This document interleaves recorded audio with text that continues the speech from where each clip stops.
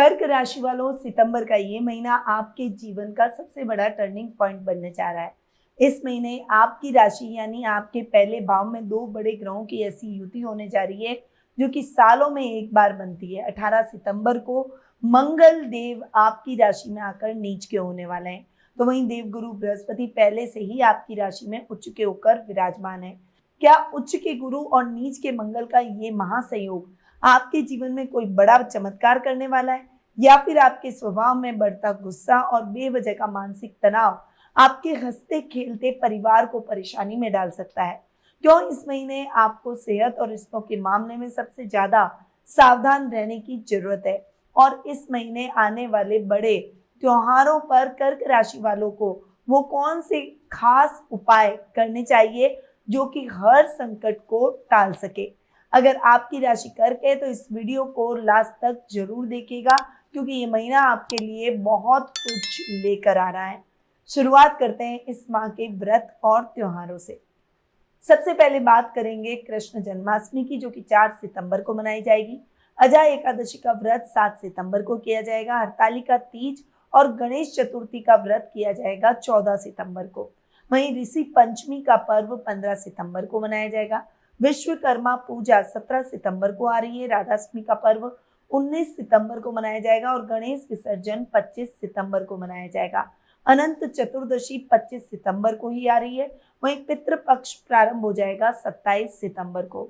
क्या आपके जीवन में भी फाइनेंशियल समस्याएं चल रही है जिनसे आप मुक्ति प्राप्त करना चाहते हैं, अपने कर्जे की स्थितियों से मुक्ति प्राप्त करना चाहते हैं, तो 19 सितंबर से लेकर 3 अक्टूबर तक का समय है माता लक्ष्मी की कृपा प्राप्त करने का, क्योंकि इस समय माँ लक्ष्मी का प्रादुर्भाव हुआ था। महालक्ष्मी अनुष्ठान हमारे संस्थान में होने वाला है। इस समय आप इस अनुष्ठान का हिस्सा बन अपनी सभी समस्याओं से मुक्ति प्राप्त कर सकते हैं।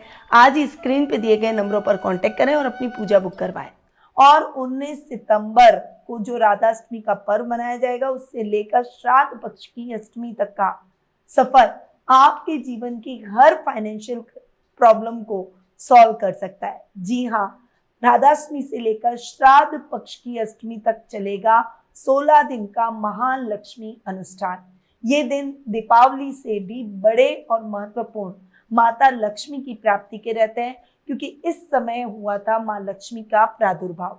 तो अगर आप भी इस अनुष्ठान का हिस्सा बन अपनी हर फाइनेंशियल समस्या से निकलना चाहते हैं और माँ लक्ष्मी का स्थायी आशीर्वाद प्राप्त करना चाहते हैं, तो आज ही स्क्रीन पे दिए गए नंबरों पर आप मेरी टीम से कांटेक्ट कर अपनी पूजा या अनुष्ठान बुक करवा सकते हैं। लिमिटेड सीट्स है, इसीलिए बहुत जल्दी कीजिएगा और जैसे ही इस वीडियो को देखें अपनी पूजा तुरंत बुक करवा लीजिएगा। चलिए बढ़ते हैं आगे और आ जाते हैं ग्रह गोचर की स्थिति पर। सबसे पहले बात करेंगे शुक्र की, जो कि वर्तमान में अपनी नीच की राशि कन्या में विराजमान है और 2 सितंबर को ही अपनी मूल त्रिकोण की राशि तुला में स्वग्रही हो जाएंगे। बुध ग्रह की बात करें तो वर्तमान में अपनी सम राशि सिंह में विराजमान है और 7 सितंबर को अपनी खुद की राशि कन्या में उच्च के होंगे। 26 सितंबर को पुनः राशि परिवर्तन कर अपनी सम राशि तुला में प्रवेश करेंगे। मंगल ग्रह की बात करें तो वर्तमान में अपनी सम राशि मिथुन में विराजमान है और 18 सितंबर को आपकी राशि में आकर नीच के हो जाएंगे। सूर्य ग्रह की बात करें तो वर्तमान में अपनी खुद की राशि सिंह में स्वग्रही होकर विराजमान है और 17 सितंबर को अपनी शत्रु राशि कन्या में प्रवेश करेंगे। गुरु ग्रह इस पूरे माह आपकी राशि में उच्च के होकर विराजमान रहेंगे। शनि ग्रह इस पूरे माह अपनी मित्र राशि मीन में विराजमान रहेंगे। राहु इस पूरे माह अपनी खुद की राशि कुंभ में और केतु अपनी सम राशि सिंह में इस माह विराजमान रहने वाले हैं।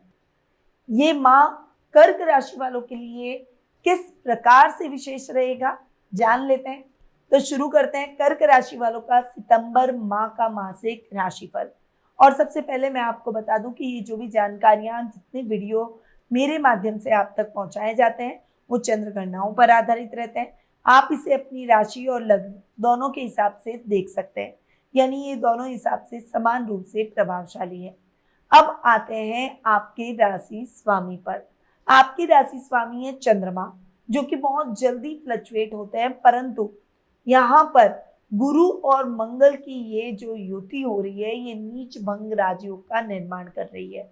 आपकी पर्सनैलिटी अट्रैक्टिव तो है ही, आप सबको बहुत दयालु, काइंड हार्टेड हैं, बहुत दयालुता से देखते हैं, लोगों की हेल्प के लिए हमेशा तत्पर रहते हैं। पर इस समय आपका एनर्जी लेवल भी हाई रहेगा और मैच्योरिटी लेवल भी हाई रहेगा, जिससे आपके जो भी अब तक अटके हुए काम थे, अटके हुए मन में कोई डाउट थे, वो सब अब क्लियर हो जाएंगे। आपका आने वाला पाथ बहुत क्लियर से आपको दिखाई देगा और आप उस गोल को अचीव करने में भी काफी हद तक सफलता प्राप्त करेंगे।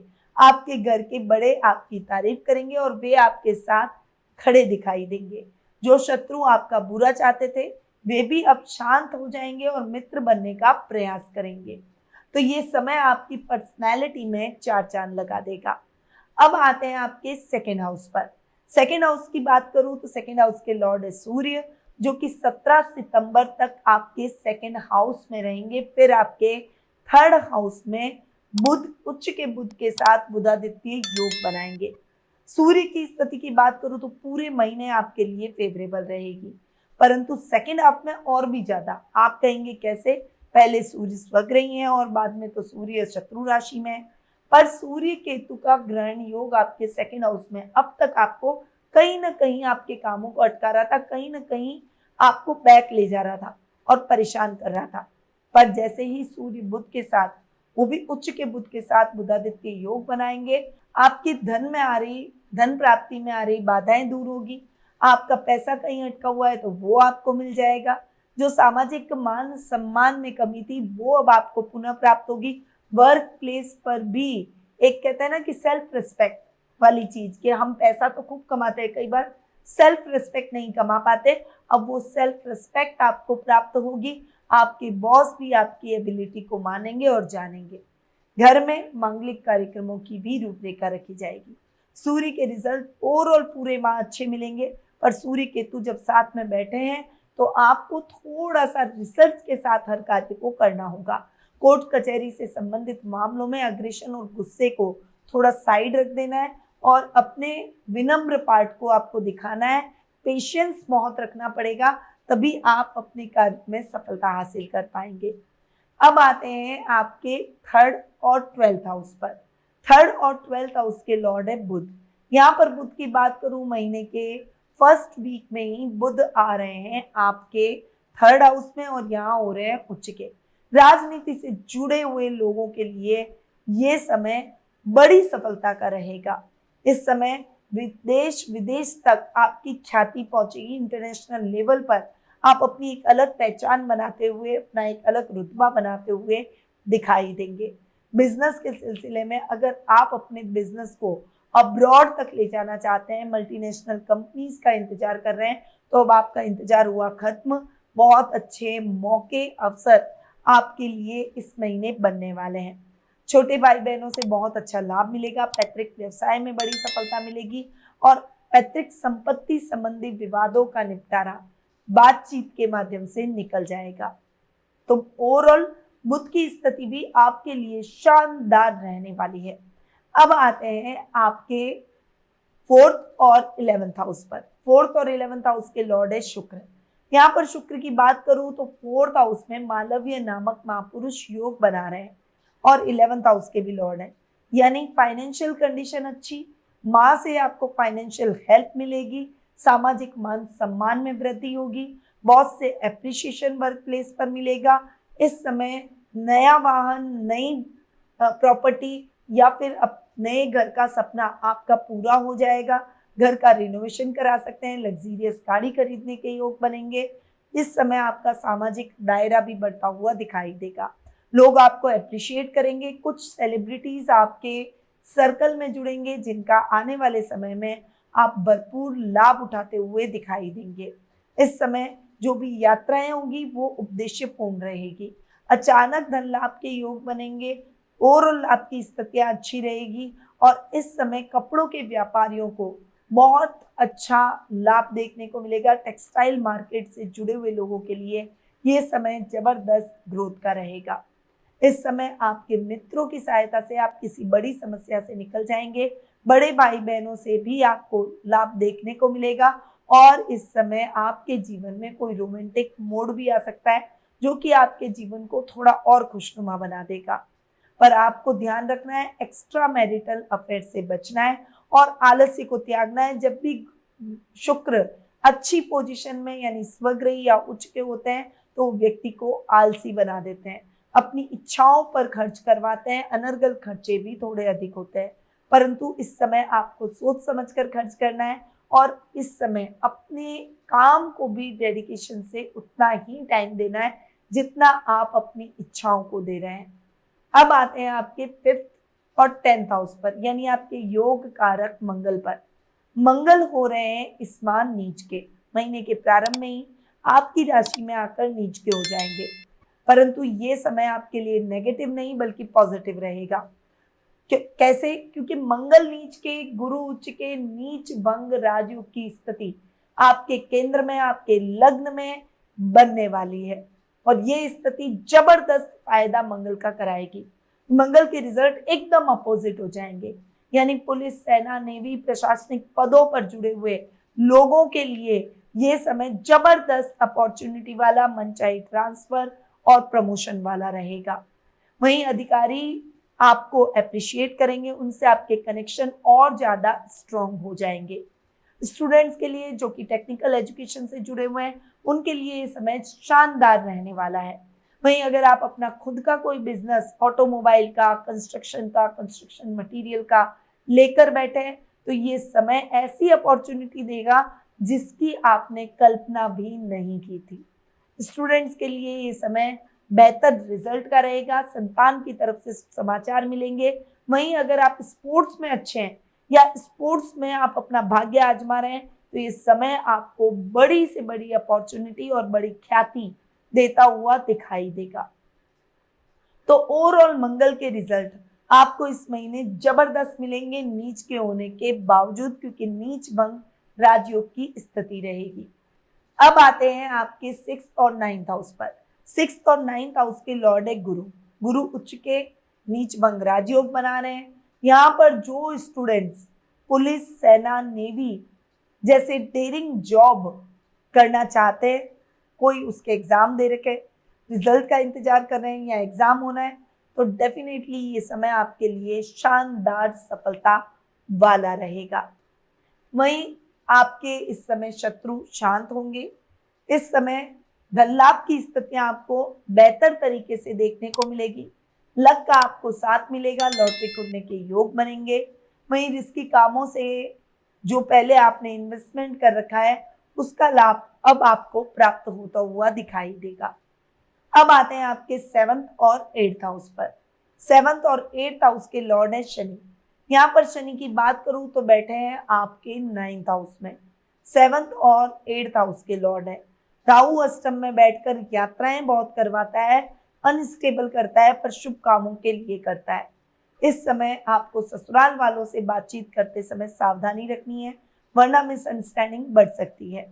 वहीं शनि चूंकि 7th हाउस के लॉर्ड हैं, इसीलिए बिजनेस में आप जितनी अच्छी मेहनत करेंगे उतना ही आपको अच्छा धन लाभ मिलेगा।